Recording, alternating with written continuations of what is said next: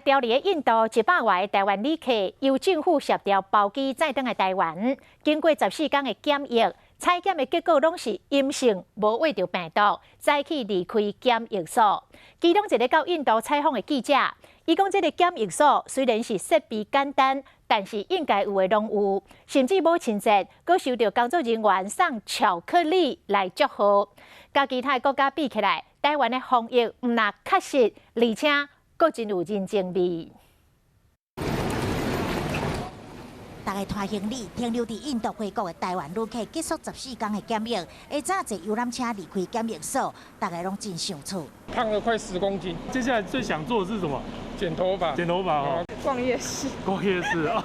今天有鱼伫印度工作的台湾媒体记者回想着检疫所内面的生活，虽然也受人无满意，不过表示伫有限的资源，防疫人员所做的，甚至是比民众所想的也较多。